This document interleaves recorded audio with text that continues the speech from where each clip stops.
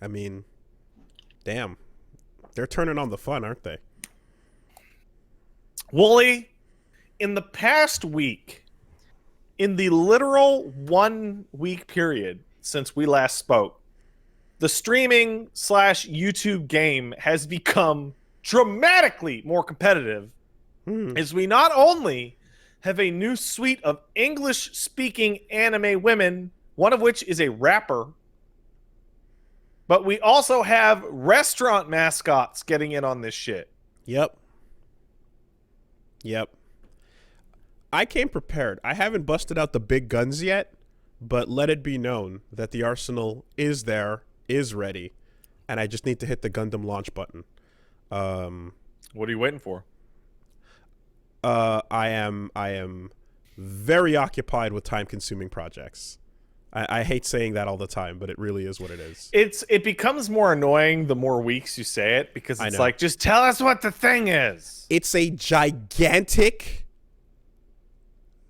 video series project that takes infinite amounts of time and research to do and double check and triple check and put together. So I can't possibly just throw it out there. Like it's more than a month. It's more than 2 months. You know what you it's should- a you know what you should massive project. You know, instead of that, what you should do? You should put up a video that's 25 minutes of you like slapping your belly and going. Yes. Well, that's You possible. should do too. that.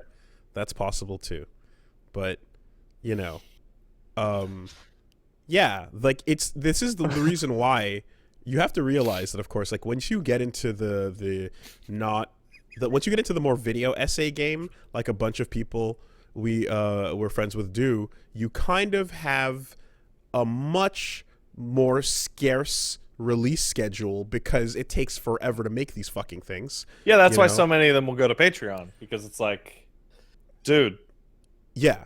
I mean, fucking views? What?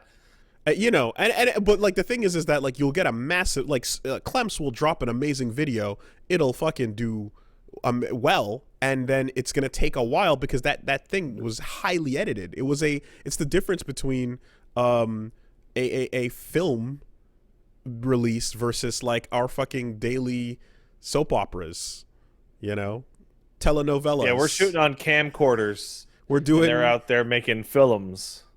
We're shooting fucking spicy plots with our abuela involved in the background, and you know, exes returning from the dead on shitty fucking cameras while they're filming films.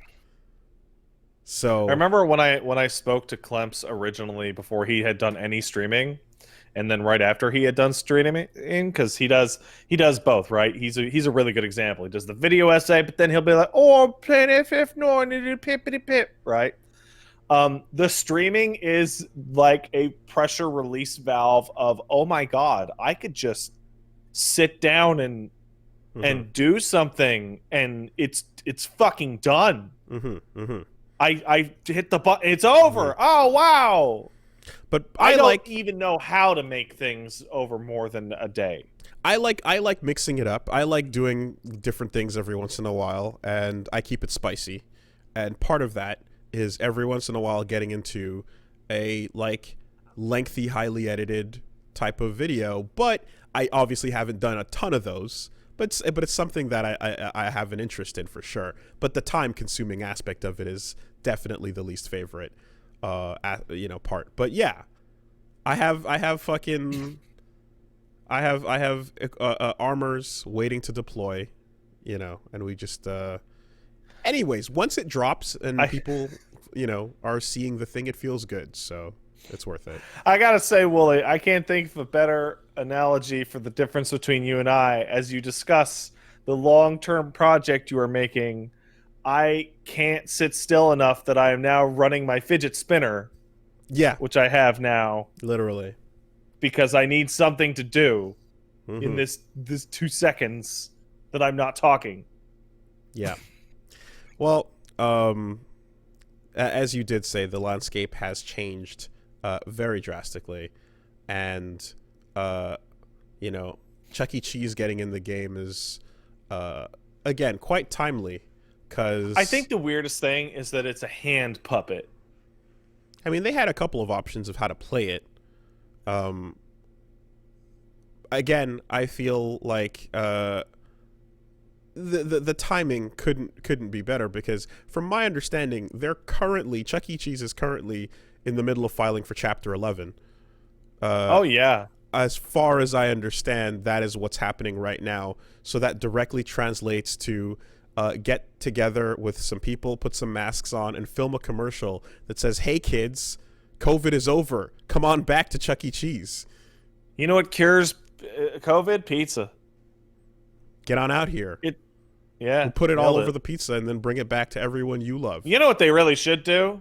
Mm-hmm. Come to Chuck E. Cheese, the inspiration behind the hit video game Five Nights at Freddy's. There you go. They should do that. Come see the animatronic terror that inspired that robot whose name I don't know of. I mean, look, I don't know anything. The place is about to shut down, and they're also advocating for kids to come and spread disease. So, I mean, let's be real. All those types of places were already where kids would go to spread disease. Yeah, but now they're putting commercials out to advertise it. It's great. Shout outs to the edit where someone where Chucky hits the light switch for fun, and then a nuke just goes off. What a perfect mascot for such a place, like a rat. Mm-hmm. Yeah, Chuck E. Cheese might as well be a plague rat. What method? Yeah, what better conduit delivery system of the illnesses than the rat itself? I feel bad for rats. It's not a mouse, right? It's a rat. Rats, right? Yeah, it's a rat. It's a rat. I feel bad for rats because it wasn't even rats. It was the fleas, but fleas aren't big enough to see from far away. And you just go, it's that rat. And you stomp it. Not to mention, I don't think bugs make great mascots. Let's be real. Bugs do not make great mascots unless they are bees. Yes, true. You can do that. And people can do other bugs too, but it's really, really rough. Bees happen to be cute enough. I genuinely believe the only reason why bees get a free pass is because they're kind of furry looking. Yes. And that means our mammal brain goes, ooh, I could pet a bee. And you can pet a bee. Exactly. It reminds you of a mammal. It's why moths can be cool. Yep. Maya the bee gets away with it. Santo Begito does not. Yeah, the praying mantis sonic friend is not gonna... Just not gonna, doesn't work not out. Gonna cut it. Doesn't work out. Where's the furries for the grosser insects? The stuff that's not cute or pretty or fun. I mean, I'm sure that exists, but it's the same thing about asking people, hey, how come so many of you were Cleopatra in a past life? Did Cleopatra just have like a giant soul that split between 800 of you dumbasses? Didn't we? Oh, wait. We actually asked this question on a previous podcast a while ago. Yeah, crawlies, different names, whatever you want to call it. If there's a couple in Japan, then that's fine. I mean, to be honest, I'm not surprised to hear that there's people that are bees and or moths and or butterflies. Butterfly, you know? Ladybug. Yeah, I for can sure. See that. Ladybugs, definitely, absolutely. But like, who's out there fucking around as a rhinoceros beetle? You know, who's Kamen out Rider. there? Yeah, that's true. I mean, that's the answer to that question. Who's out there? One of Japan's greatest heroes is a bug man. You know what the problem? The problem was rhinoceros beetle's too cool. It's really cool. We got to drop that shit down to lame. Okay, who's going around as a spiritual potato bug? Nobody. No one's rocking the potato bug. Nobody's interested. I'm sure there's a contingent out in Ireland, but aside from that, let's be real, right? I think that the bias is towards that which is cool or like cute. Yeah. Nobody's coming in with an affinity towards a fucking bed bug. Nobody wants that to be that. Nobody wants that. Who wants to be a dung beetle? Some people. Some people want to be dung beetles.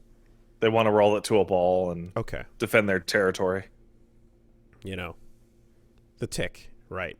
Yeah, everybody loves the tick. Yeah, but that's here we go. That's the theory. You know, there we go. We did it.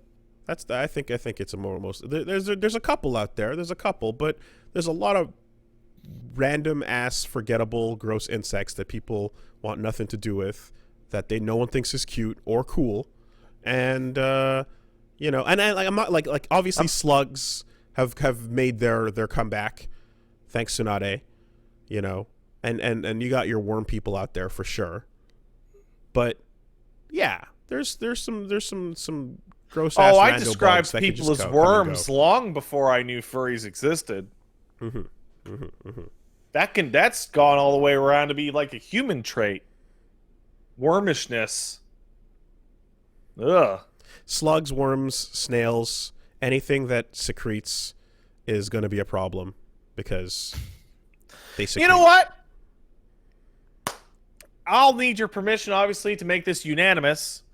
I want CSB to be a strong anti-secretion podcast. No secretion. Get out of here. No. I don't agree.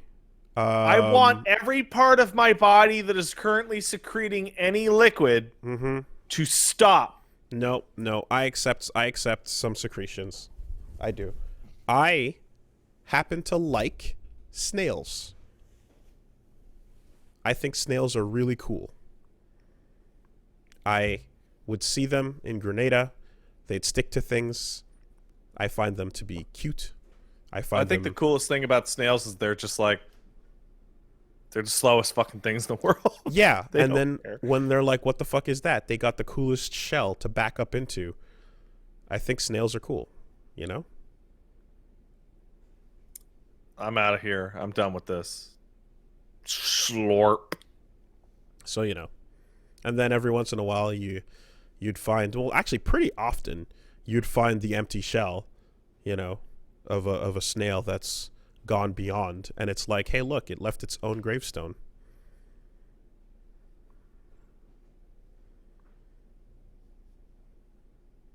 I've never thought that once. That being said, I've never found a snail once. Like the shell, I mean. There's a lot of snails. There's a lot of snails in Grenada. Yeah.